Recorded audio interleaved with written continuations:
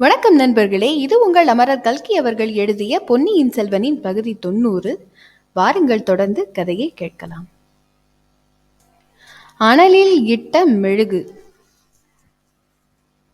கிளி கிரீச்சிட்ட சத்தமும் தாதிப்பெண் பயத்துடன் கூவிய சத்தமும் கலந்து வந்து நந்தினியையும் கந்தமாறனையும் திடுக்கிட செய்தன.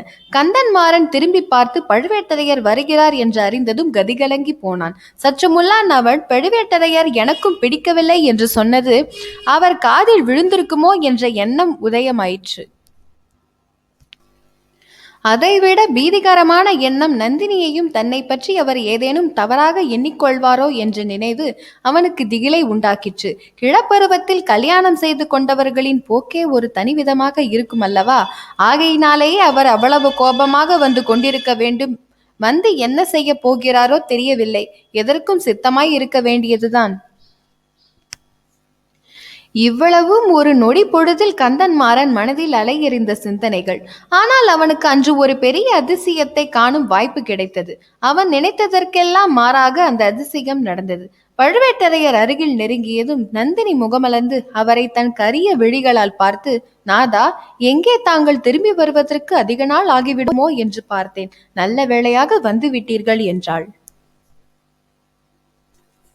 அவளுடைய முகத்தை பார்த்து அந்த குரலையும் கேட்டதும் பழுவேட்டரையரின் கோபாவேசமெல்லாம் பறந்துவிட்டது.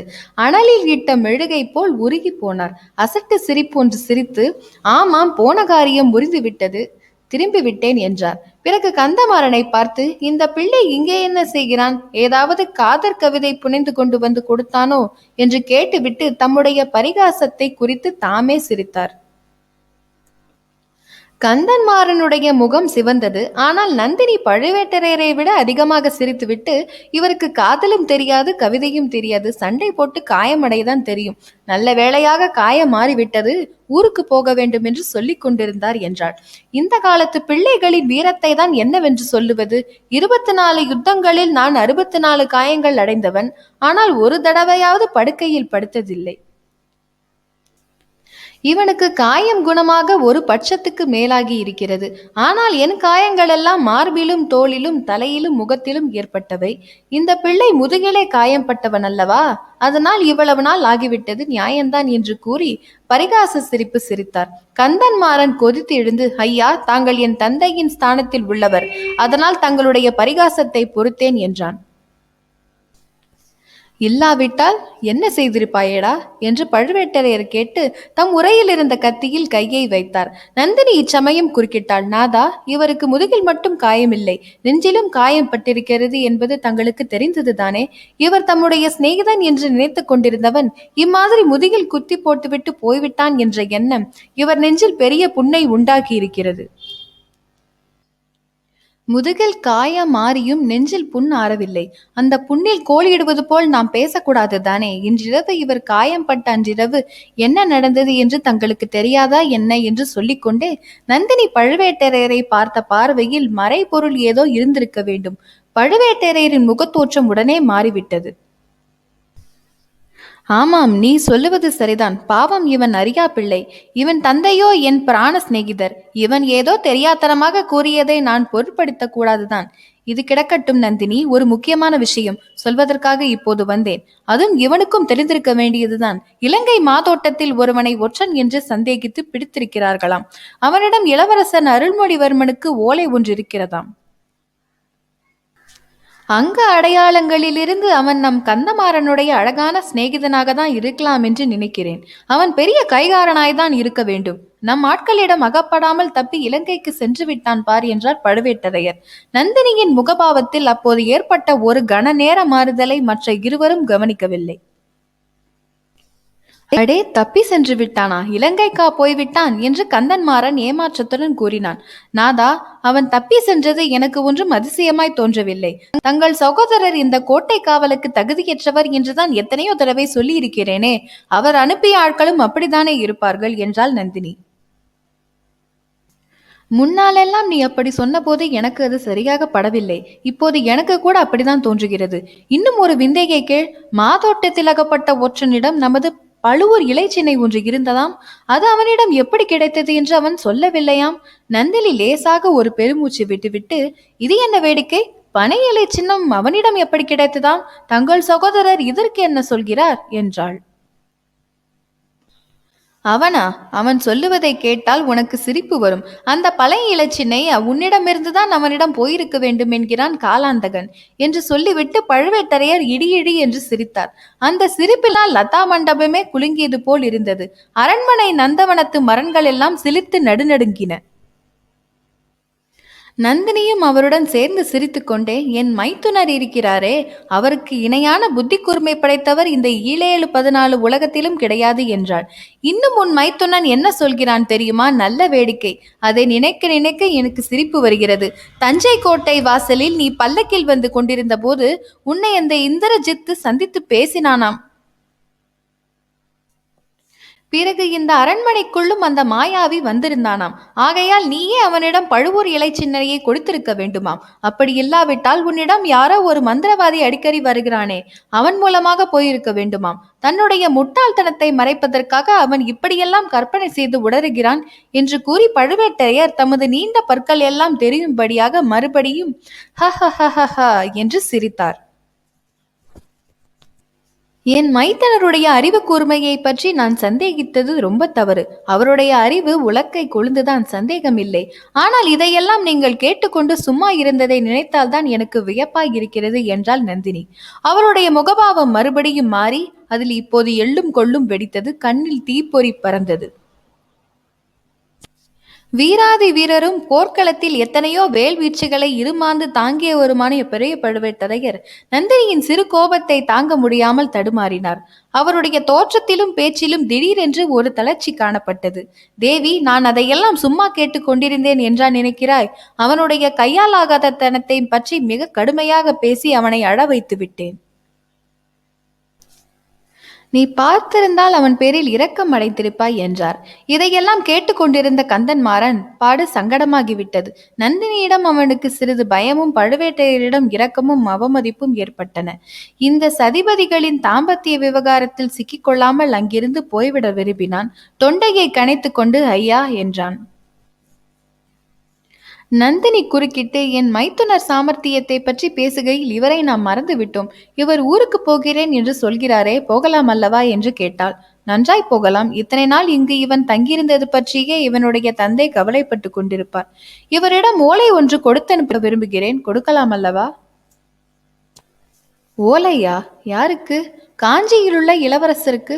பழுவேட்டரையர் நந்தினியையும் கந்தன்மாறனையும் சந்தேக கண்ணால் பார்த்து, இளவரசருக்கு ஓலையா? நீயா எழுதுகிறாய்? எதற்கு என்று கேட்டார்.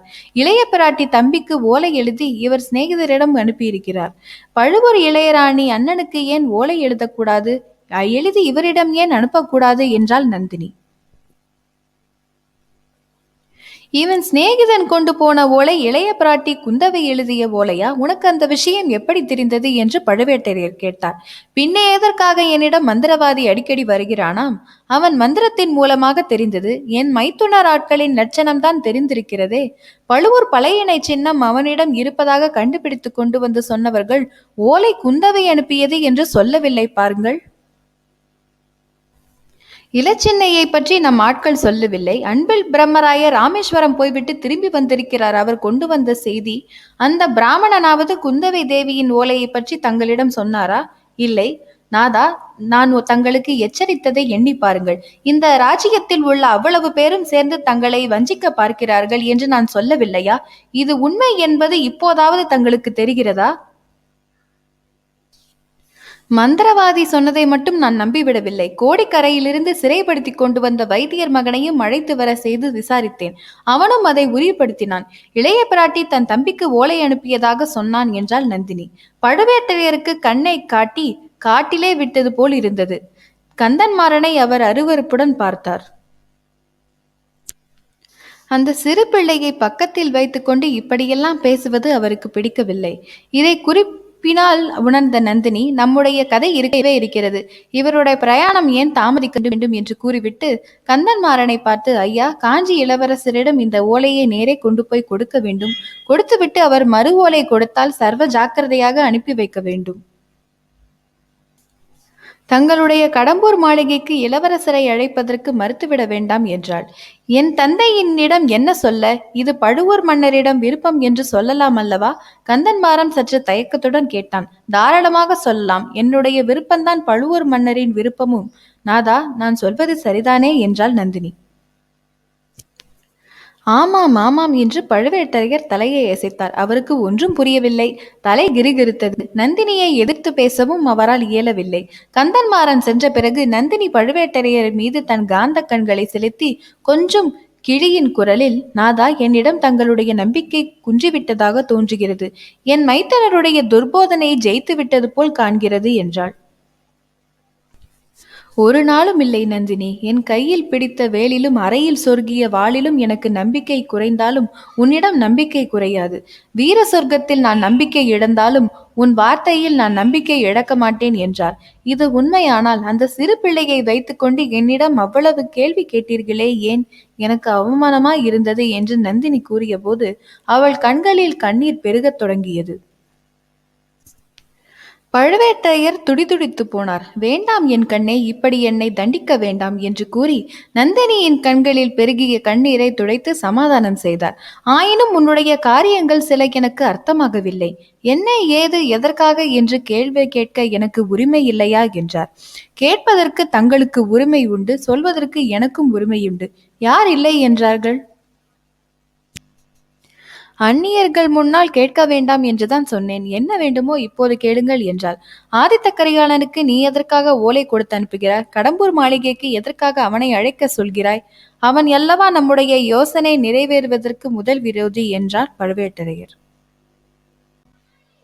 இல்லை இல்லை, ஆதித்த கரிகாலர் நம் முதல் விரோதி இல்லை. அந்த பழையாறை பெண் பாம்புதான் நம் முதல் விரோதி. அவளை எதற்காக நம் அரண்மனைக்கு நாம் அழைத்தேன்? அந்த காரணத்துக்காகவே தான் ஆதித்த கரிகாலனை கடம்பூருக்கு அழைக்க சொல்கிறேன். நாதா, நான் அடிக்கடி சொல்லி வந்திருப்பதை இப்போது ஞாபகப்படுத்திக் கொள்ளுங்கள். இளைய பிராட்டி குந்தவை தன் மனதிற்குள் ஏதோ ஒரு தனி யோசனை வைத்திருக்கிறாள் என்று சொல்லி வந்தேன் அல்லவா? அது என்னவென்று இப்போது கண்டுபிடித்து விட்டேன். மற்ற எல்லாரையும் விலக்கிவிட்டு அவளுடைய இளைய சகோதரன் அருள்மொழிவர்மனை தஞ்சாவூர் சிம்மாசனத்தில் ஏற்றி வைக்க அவள் தீர்மானித்திருக்கிறாள். அவளுடைய சூழ்ச்சிக்கு எதிர் சூழ்ச்சி செய்து அவளுடைய நோக்கம் நிறைவேறாமல் செய்ய வேண்டும்.